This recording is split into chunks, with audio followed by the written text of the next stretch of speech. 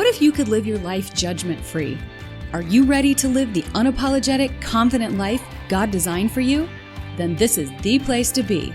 Welcome to the Bold, Brave, and Sassy Show. It's time to break free of physical, spiritual, and heart-centered challenges that have held you back for way too long. Listen in for fun and powerful tips and tools to help you break free today. Hear from our leading experts, along with me, Annie Berryhill, your host and personal guide to freedom. Now it's time to live like no one's judging. Let's go.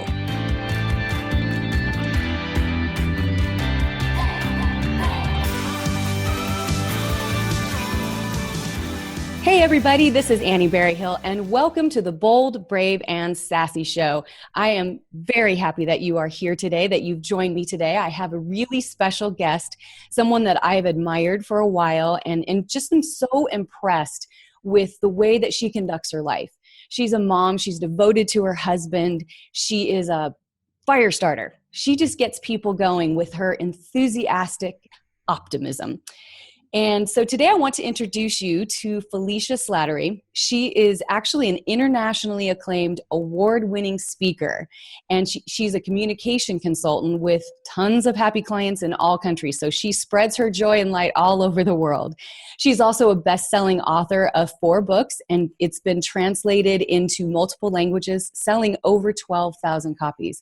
Now, one thing I think that you'll appreciate, one reader commented in an online review that Felicia's buoyant joy is infectious and her faith is an inspiration.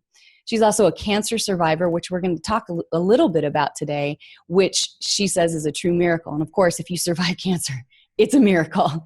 And she has shared her faith freely on social media and on stages from coast to coast. And I want to say hello to my friend Felicia. Welcome to the show today. Hi, Annie. Thanks so much for having me. I'm excited to be here. I'm excited we could finally get this together. You are a high demand speaker and person in general. I know you're helping your husband get his business off the ground too. So it's been busy around here.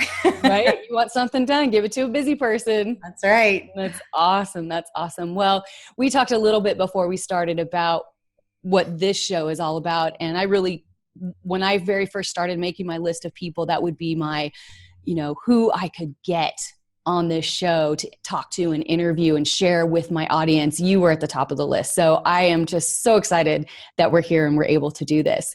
So today I wanted to talk a little bit about your journey, because you've had, like most people who keep on living, struggles and challenges and hurdles, and yet what you've been able to do through tenacity and confidence and really, I think, faith being the basis of it has been just remarkable. And, just like God in the Great Commission is go out there and do good for other people, right? And I think you're just such an example of that. So let's talk a little bit about your story. Let's start from the beginning a little bit. Okay. Well, honestly, I started speaking when I was 7 years old. And it was in church, and I got to read the word at my first Holy Communion in front of thousands of people. It was a really big Catholic church, and all these people listened to little me, and I was like, "This is really cool, Mommy. I want to do this again." She was like, "Okay." And so the rest of my life has literally been about getting in front of people, sharing either my message or reading the word. And I still to this day am a lector at my church and love to do that. And so it in my world, it shows up as me being a professional speaker, and that just, me being able to use the gifts that God has given me. So I went through high school and through college and was on a speech team at the university, and then had my girls, and I started my business, and they were 1 and 3, and that was in 2006. Wow. And then the part of the story I think you really want to get to is in 2012, I actually, I launched this book on leap year. And this book is called 21 Ways to Make Money Speaking. And it's a little book, and it was part of a series that the publisher was putting together at the time. And so we got the book together, and we launched, like I said, on Leap Day, and it was fun. And within a few weeks of that, though, I was hospitalized, and for pneumonia. Now, years prior to that, pretty much every time I would get some kind of a chest cold, it would land in pneumonia. But this time it was serious enough that I needed to be hospitalized. And that was the different part. So here I am 2-3 weeks before, #1 best-selling author in 5 categories, and stayed there for weeks. And now I'm in the hospital with pneumonia. I stayed there as long as I could. In fact, a day longer than the insurance regulations say you're supposed to stay in the hospital for pneumonia, because you're supposed to be better by then. And they said, well, we got to send you home, but your x-rays aren't fully resolved. So, we're going to keep monitoring you. So that's what happened, is they continued to monitor me over months. Every week I went for an x-ray, and then every 2 weeks and so forth. In June, they said, well, it got a little bit better, but we're still seeing some things that aren't quite right. So let's do a CAT scan. They did a CAT scan. It came back as inconclusive. But my doctor said, yeah, it says inconclusive, but you don't have any risk for any kind of cancer. You don't live in asbestos. You're not on radon. You're not a smoker. You don't live around smokers. You don't work around smokers. Like, you have literally zero risk factors for lung cancer, and you're far too young. I was 41, 42 at the time. And so he said, just, go about your life, and we'll pick up again with x-rays toward the end of the summer and see how everything's gone. Well, honestly, I felt mostly fine, except when I would breathe really deeply, I would like, oh, there's something in there. Like, I could feel it, something right in my lung on the right side of my chest. But I mean, how often do you run around going, right? So, right. Like I said, other than that, it was fine. We went on a great vacation, and, went to the lake and went to the mountains, and hiking and swimming and boating and everything that we would normally do in the summer. And then in August, I went in, and the x-rays still hadn't gotten any better. And he said, all right, you know what, we're just going to do this test. And it's a surgery, and it's called a flexible bronchoscopy. Basically what they do is they take a camera and they go down to see what they can see, like physically see what's in there, instead of using the imaging and that kind of thing. And sure enough, they found a mass. But my doctor could not get on the phone fast enough to call me, like less than 24 hours later. Hey, the biopsy came back. It's negative. It's, benign. You're fine, but there's still a mass. So you got to go see another doctor. So we set up the appointment for the other doctor. That was a different surgery called a rigid bronchoscopy. They still go down your throat, but they did something a little different tools. And after I came out of that surgery, the doctor said, well, it was bigger than we thought. So we took, just as routine, we took another biopsy. We know you already had one, but we just take another one. I said, all right, you to come back again so that we can, figure out what's going to happen next. Okay, fine. A few days passed, and I didn't hear from that doctor. So I called and said, hey, I'm just wondering what my test results are. And they said, well, we don't give test results over the phone. You're set up for your appointment on Friday, and bring someone with you. I mean, at that point, they might as well just say whatever the bad news is, because I know it's something, right? Exactly. So anyway, we went in, my husband and I went in on Friday, and we heard the 3 words that nobody ever wants to hear: you have cancer. So I was diagnosed with lung cancer in the fall of 2012. So the cancer train, is, as I call it, it's like day after day of blood tests and PET scans and MRIs, and just like, again, test after test after test after test. They want to see, has it spread, and, to give it a stage and the whole thing. And so there's all this stuff involved. And then I interviewed multiple doctors, and one doctor actually told me I had not so great chances of being alive in 5 years. What? Oh. Yeah. And so we didn't go back to him. And then I ultimately settled on a thoracic surgeon, and a thoracic surgeon is sometimes you'll hear cardiothoracic, that's heart and lungs.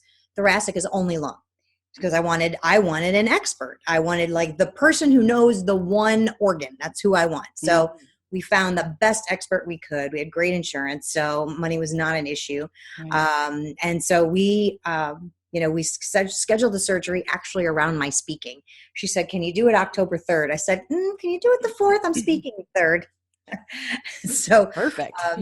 So I was on stage on the 3rd. That night, I sent out an email. Now, remember, I was a best-selling author by this point. I'd been speaking since 2006 professionally related to my business. And I had about 30,000 people around the world between my email subscriber list and my social media lists. And so I put out this mass message and I said, please, if you are the praying kind, please pray. If you're the visualizing kind, visualize everything going well. If you're energy kind, I need all the good vibes I can get, like whatever. Please pray for me because this is what's happening. I'm going to surgery tomorrow. And overnight, I was added to prayer lists around the world in languages I can't even speak. And I just had this amazing outpouring of love and prayer over me. And I went into surgery. And then when I came out, my doctor said, while you were on the table, I had to do some research because we know you were diagnosed with a large part of the tumor that was there. And it was cancer. But I've never seen anything like this. There's small cell cancer, there's non-small cell cancer. And then there's this weird third thing. And this weird third thing, it's called mucoepidermoid. And I had to do research because I've never seen it. Over 20 years, Harvard University did a study. There were only 12 cases of this thing. What? And of the 12 cases, it never spread. It never came back. And nobody ever died. Wow. That's what you had. I removed everything. You're cured. Wow. That's not a miracle. I don't know what is. 100%. Thank you, God. That's amazing. Yeah. Wow. So that was, and that was, I attest that to the fact that I was willing to open up and ask my network of people. And at that point, I've never been shy about my faith. I always talk about going to church and, do the different things that my family does and my kids do. And I sing in the choir and, read at mass and all kinds, my husband's an usher and my kids are servers and in the choir. I mean, like we're all in. Right. So I'm never, I take pictures all the time. We're going to church, going to mass and that kind of thing. But I hadn't talked about it much very specifically. And so, when I sent out this email, I'm sure it was a surprise that I was asking for this kind of prayer and help and just being covered in the Holy Spirit. And so, but it was just amazing what happened. So it's crazy too. If even the whole line of the story, and thank God, like this miracle happened. And I would agree with you, like nothing else explains it but a miracle. Mm-hmm. Right. Right.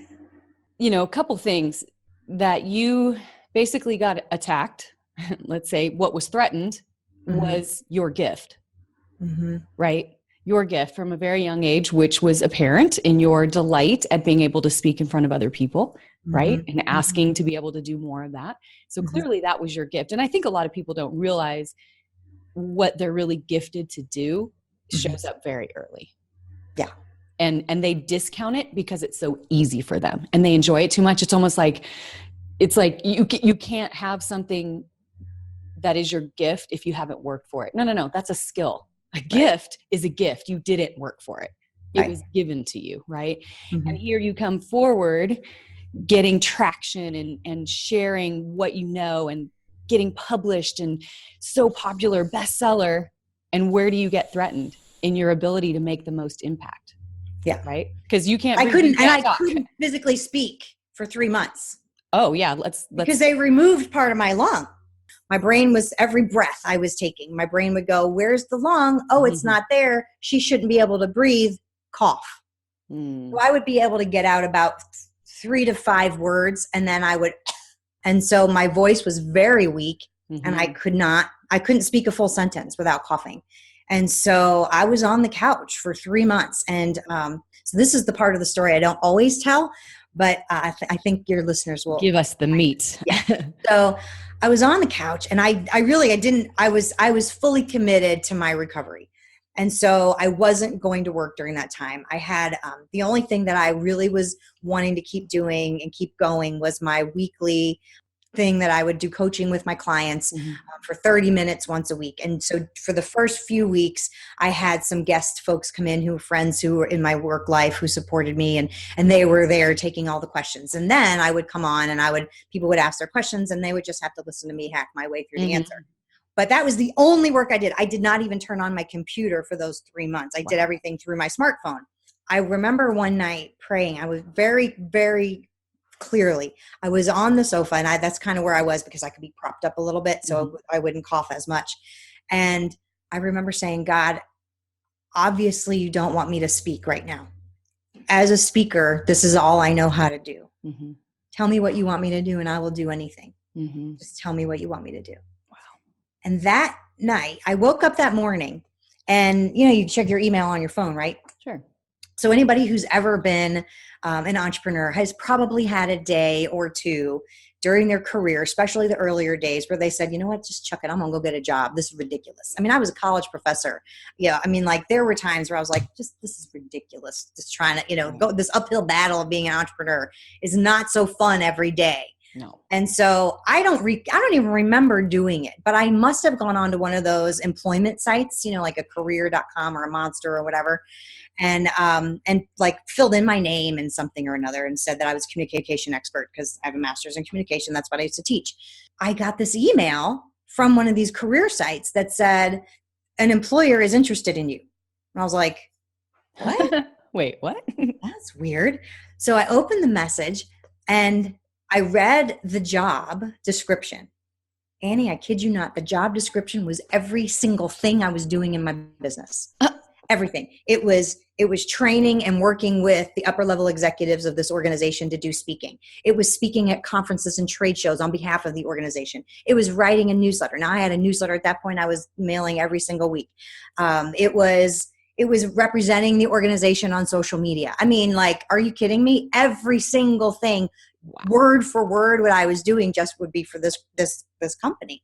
I was like, well, okay, God.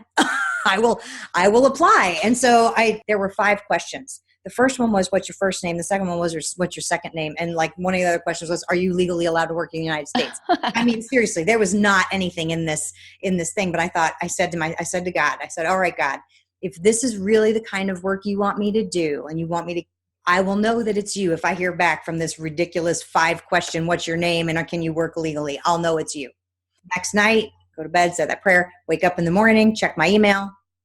Please submit your resume. I was like, well, all right then. Okay. I got the validation. Thank you. So that I turned on my computer and I was like, well, I haven't done a resume in a decade. Uh-oh. Yeah. So I put together my resume. I sent it off. And the interesting thing was I never heard another word. But because I had said, God, I'll know this is you telling me to do these things. I mean, the message was very clear to me. Keep doing the work that you're supposed to be doing that I've given you to do. Well, and the confirmation was in the randomness, quote, air quotes, of the job being essentially what you had been doing for yourself for years, right? So you said, if you don't want me to speak anymore, Lord, I will give it up. I will put it at your feet. And he's like, here's what I want you to do. No, you should still be doing that thing that I gave you to do. Yeah, specifically. It's really funny. So when we live all these different places for baseball, I do spend a lot of time alone. And, as a mom, I always had kids around me. I had my dog. I don't have my dog. I don't have my kids. My husband is gone every other week for a week. And even when he's home, I see him maybe 2 or 3 hours a day, maybe 2 hours in the morning and an hour and a half at night because I'm already tired and he's awake. So I looked at, this is so weird. It's really similar to what you did. I was looking at getting a job just to get out of the house, right? Mm-hmm. Just to have something to do. I have a little bit of stuff that I probably need to take care of financially with, I like to contribute more. And so I have my own nutrition clients. I have some other coaching clients that I'm working with, but I was like, I need to get out of the house. I want to get a fresh perspective and I want to do some stuff.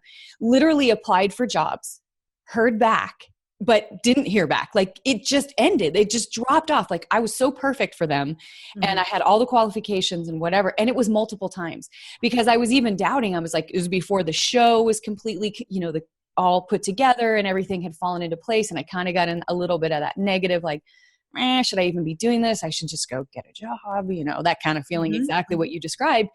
And nothing panned out. And I really, really understand. It's not just feel. I mean, obviously I feel that, but I really understand that it was God saying, nope, I've set you on this course. Don't bail out.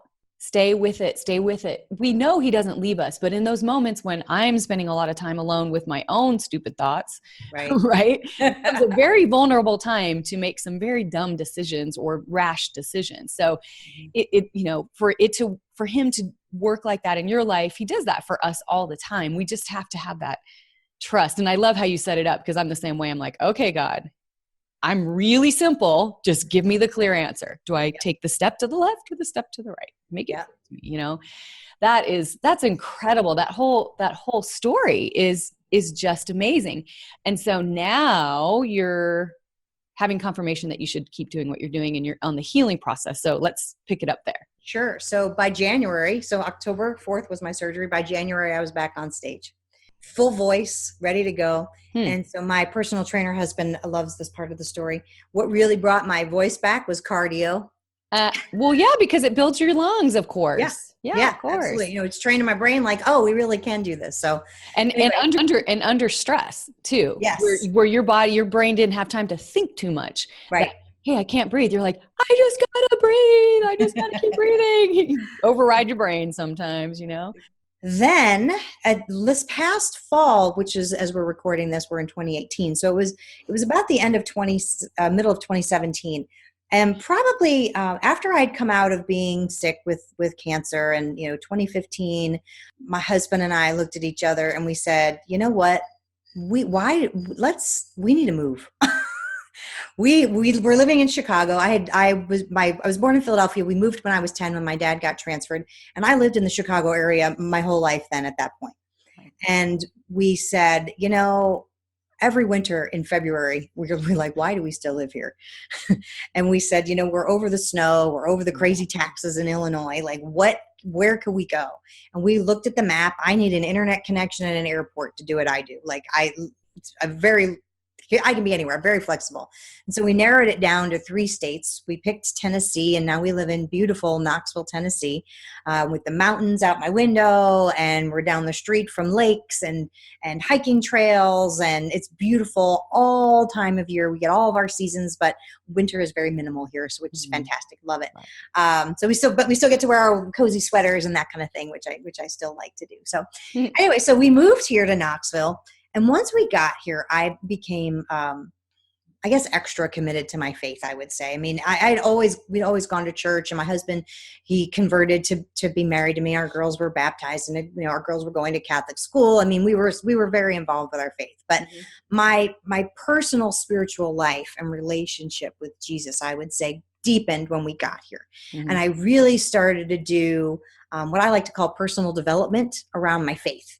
And so I was going to women's conferences, and I was taking classes and things like that to learn more about my gifts specifically from God. And interestingly, in the personal development world, and prior to that, in the communication world, I had taken tons and tons of assessments and things like that, and learned what my skills were and so forth. Now, almost 3 years ago, I did an assessment around my gifts from the Holy Spirit, and they're called charisms. And when I discerned my charisms through this testing, it came out that my top 4 were teaching, writing, encouragement, and something called helps, where you help other people. Right. Live their gifts. And gosh darn, if I wasn't already doing that as a living, like, wow, all those things all combined in my life every day. So again, that's just more confirmation from the Holy Spirit. Like, yep, you're doing what you're supposed to do. So, and I'll just interject, because I had a similar experience so I grew up Catholic as well, but changed over to a non-denominational church in my 20s when I had kids. It's just the evolution of my faith, really. I remember doing a spiritual gifts assessment, which is essentially the same thing. And it came back as creative communication. Well, I had grown up in vocal music and whatever. And I ended up in a ministry that was all about, we did dramas and videos in our church to illustrate whatever the topic was for that time. But fast forward, if you've ever taken StrengthsFinder, I remember I took StrengthsFinder, and if you guys have ever out there listening haven't taken StrengthsFinder, you have to do it. It is fascinating and fabulous, and I talk about it in my book as well, because for one, I mean, I've done them all, and they resonate and they pretty much are dead on. But when I read my 5 top strengths, and they were strategic, activator, winning others over, positivity, and communication, written and spoken, I felt like, just knew, like it just solidified in my own mind. I'm like, this is the 5 words that best describe my gifts. And it catapulted me in terms of confidence. And I know a lot of people get frustrated with assessments because they're like, don't put me in a box. Don't put me in a box. And I'm like, you're already in a box. You just don't know it because you are who you are. And sometimes we like to dance on the fix our weaknesses, work on our weaknesses. And there's a place for that, but like the fun happens playing around in your strength. Yes. So actually I have one of my master's degrees is in training and education. And in fact, it's truly a waste of time to try to strengthen a weakness, because when you strengthen a weakness, and then this is academic studies over decades that have gone on to prove this over and over and over again. So let's just say you're bad with math, right? A lot of people feel like they're bad with math because they are. Right. So they are. Let's just say you're bad at math, but you go, no, I got to get good at math. I got to get good at it. I got to get good at it. So you take all these classes and you maybe you get tutors and you really work on it. You can get incrementally better. But when you work on improving a strength, something that's already a gift that you've been given by God to use in service of the rest of the world, you can exponentially improve. Exactly. It's amazing. So even though you've got a gift, you can still learn about that gift. You can still improve and build on that gift from your own human understanding of it, because we're not, we're given a divine gift, but we are not ourselves divine. So we've got to evolve over a period of time with use of that gift. And so you just evolve exponentially. And guess what? It's way more fun, because that's your unique skill, gift, ability that God has given to you uniquely to use the way that God wants you to uniquely use that skill, not trying to figure out and get better at the thing that you're terrible at. He gave somebody else that skill so that they can serve the world with that skill. So stay out of their lane. Do your thing. Yeah. And also, I think it takes away the temptation to be jealous about someone else's gifting when you really can embrace your own and say, hey, I got plenty to work with here. Yeah. I can run with what I have. It's awesome. I love it. I have so much fun doing it. It's not like working at all. And I think that's another indication of where you have a strength and a gifting, is it feels so easy. It couldn't possibly be what you're supposed to do. Yeah. And also the other part is when we have this set of strengths, this set of giftings, we can align with people who have complementary ones. Right? Sure. Absolutely. Yes. And each of us gets to play in our sandbox, but yet interact with other people and appreciate their gifts, and they appreciate ours. And it really just becomes this symbiotic thing. And then we can do that exponential growing together and building exponentially. It's really amazing. Yes, absolutely. I love it. It's one of my favorite topics to talk about, because I think people are so focused, like you said, either on their weaknesses, where they fall short of someone, a comparison, which is a huge issue right now. Comparison. I mean, it always has been, but social media has made it just so terrible. The stuff they want you to see, they don't want you to see that you have, no makeup on and your hair's a mess and your house is a mess. They don't want you to see that, and granted, most people shy away from chaos, but at the same time, let's be real. And that's so part of what I'm about. And one of the key things is realizing your giftings, your strengths, your talents, even your skills fall into that too, because a lot of times your skills are born from a gifting. They become an ancillary, is that the word? Ancillary? Yeah. Little sideline thing to what you're doing, and they become more that you have in your tool bag. And I think where people sometimes get depressed or they get really down on themselves in life is when they stop appreciating or recognizing what they do have in terms of abilities and talents, and just focus on what they don't have or what other people have they wish they had. I am a short girl. I'm 5'4". I'm a mesomorph. I'm kind of stocky. I am not going to be a 6-foot leggy supermodel. But you know what? My body does what I need it to do and more. And that is awesome, right? That is awesome. And I learned to appreciate that. stop Mhm. thinking about being a leggy supermodel. That's not going to happen.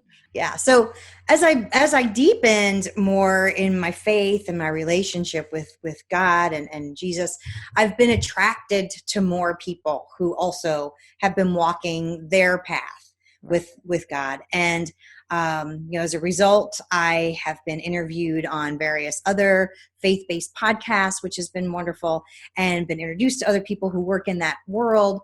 And so in 2017, back to this past fall, I saw one of my colleagues, a friend who was posting, she's got another podcast, and her name is Shay Bynes, and she wrote a book called Grace Over Grind. And in her book, and I think you may be having her as a guest or Oh, something like we've that. already had our show, so She's stay awesome, tuned. right? So you know her. And so I saw her posting that she had been working on this book. And then she said, oh, it's out for advanced readers. Well, I've been an advanced reader on a number of books. And so I like sheepishly said, hey, if you need another advanced reader, please say yes. Please say yes. I want to read this book right now. And so she graciously allowed me to be an advanced reader. And I am telling you, I read the book in one weekend. It changed my life. And one of the things that she talks about in that book is how, and it's funny how it never occurred to me that I should make God my business partner. Mm-hmm. Like, yes, invite God in my business. Yes, talk to God all day long. Invite the Holy Spirit in to work, but to a deeper level where I'm like almost God is a 51% partner, right? And I'm 40. Like just surrender it to God and let God take my business. Never occurred to me. I don't know why. Never did.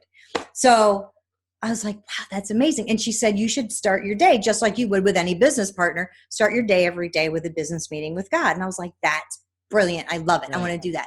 So I called her and I was like, love the book, love everything about it. So tell me about this business meeting. You got an agenda, something like that? What should I do on this meeting? I need some steps. And she was like, no, just, pray and whatever. And I was like, yeah, but I need an agenda. What are you going to do? One of those? You working on a workbook? You doing something? And she was like, no. Hey, I need some help. So I said, all right. So I sat down with my pen and my notebook and just said, okay, God, well, we're having a meeting. Here we go. and so I did that for a few days and it was fine. And then about day 3 or 4, I had this amazing experience and so I started writing, and what came out was a step-by-step agenda of what God wants a business meeting with him to look like every day. And I was like, wow, okay. So I started following that. And I was like, wow, thanks for the agenda. And so I started following it every day. And within a week or so of that, I heard very clearly in my spirit, make this a book. And I was like, what now? Because at the time I was working on a whole nother book and a whole nother project. I was like, no, I'm doing a different project. And for about 3 days in a row, very clearly, make this a book. And by the 3rd day, I was like, if this is not an exercise in surrendering my life to God, then I don't know why am I bothering? So, okay, fine. I will make it a book. Fine. And so it took about 6 days, and I completed my 4th book, The Daily Business Meeting with God Journal. So awesome. And so I laid out the interior, and I called Shay, and I was like, before I went forward, I was like, Shay, so I'm feeling moved to do this thing, but I won't do it if you don't think I should, or I don't want to step on your toes. I'm not going to, because I respect her, and I did not want her to be like, oh, look, she's taking my idea and she's doing so I wanted to make sure I had everything out in the open, and I was fully prepared to say, well, forget it. It must be a different book you want me to do, God. And she was so gracious and so amazing. She was like, no, because God gave me something else to do. So if you feel like God has given this to you to do, you go do it. And I have fully endorsed it, and I'm thrilled. And I said, would you write the forward? She goes, people don't write forwards for journals. I was like, well, mine is going to have one if you say yes. She goes, yes, I'll write your forward. So oh my gosh. She wrote a short forward to the book. And so right in the Daily Business Meeting with God, there's a little message from Shay, and there's a message from me about how it came about. And then there's the guided exact word for word. I did not change any of the words. I didn't edit anything. Word for word, the message that God gave me the day that I said I need an agenda. And he said, okay, here you go. You know what I think is so powerful about that? It's such a cool thing. And I hope that you guys, I'll put the links to the book in the show notes. So you can, all the books and all about Felicia to always be in the show notes on my website. But what I think is really amazing too is how God weaves things through us. So your experience with writing a book or whatever just highlighted, like the light bulb went on for you. 10 people, I read Shay's book. I didn't have that epiphany. God gave that to you. Right. God gave that to you because he knew you were the girl for the job. You were the girl who could do the job. You were the girl who wanted the job. You were the girl who received the job, and took what he inspired Shay to do to another place. And I will say, I think it was right before you released it, or maybe right around when you released it. And I had already read her book because of you, because you had posted about it and raved about it. And I started doing a daily business meeting with God. I have not kept up with it. And now you're reminding me. So now I'll go back to it and I'll get the book, and that'll be even better. But it was really so similar, my experience with that. And if you're not in business and you run a household, you're in business. You're the Proverbs 31 woman, where you're, taking care of real estate and the children and making clothes and, doing the money and taking care of your husband and taking care of your job or whatever it is. You are running a business. Yep. So if you are not specifically building your own business, so to speak, and you're a stay-at-home mom, you still can benefit from having that first time. And it's not just quiet time with God. It's with a specific, like you said, purpose and agenda and plan. What's my priority today? And I haven't looked at it, but I know for me, it was like, all right, Lord, here I am. What's the priority? Or he would give me a verse and I would dig into the verse, and then he would slowly unfold some of the things that he wanted me to be aware of, whether it applied to the business I was building or some issue that was going on. So I love this. This makes me so happy because, like you, most people need structure. What came forth and what's in the guided journal are just sections. It's just a way that you can just keep all of that recorded in one place, and look back over your growth and that kind of thing, and keep yourself organized, but do it using God as your guide, Absolutely. As your partner in your life, and surrendering your day to God. And I found for me that is just so very powerful. And the days that I do it, they feel less chaotic. And isn't that the way that he designed it? He said, my yoke is easy and my burden is light. And I remember the description of that was the grown-up oxen and the baby oxen. And when they're training them, they put the harness or the yoke on the big oxen, and they put a little side one on the baby oxen, and the baby oxen thinks he's doing all the heavy lifting. He's getting trained, but the big guy is really doing all of it. Yeah. And lest we take too much credit, at the same time, we can take credit in the sense because you collaborated with God. He gave you that. He gave you this book as an opportunity to share your gifts with the world, but also help other people to grow theirs. And it's the coolest thing. And I love just imagining, and I am a picture person, I'm imagining this timeline that you just talked about, and where God took you from the very beginning when you first noticed, because our personalities and our sort of uniqueness really start to emerge at 7 or 8. And so a lot of our first memories are those memories as we are coming into our own, right? That's when kids start to get maybe a little mouthy because they get independent, and they just want to be like, this is my opinion and I'm going to tell you. But that whole timeline of like 7 in church and then coming forward, and then the way the enemy tried to stop your literal gift by, making it so that you couldn't speak and shut you down. And yet the theme across all of it was just like, here I am, like, okay, Lord, turn me in the direction you want me to go, or open the gate. If this is a block, then remove it. So it's an incredibly powerful story that you've shared to get to this place of business meetings with God, and I love it. And I hope all of you will grab a copy of the book. I'll make it easy on you. Like I said, I'll have links in the show notes, and I think this is just like an excellent place to kind of wrap this up, because I know I could keep this rolling for hours, and which is great because it just gives us the chance to come back and maybe we can just delve directly into the book, and you can teach on how to do that, how to maximize that in the future. That'd be great. Would you be open to that? I would love to. Awesome.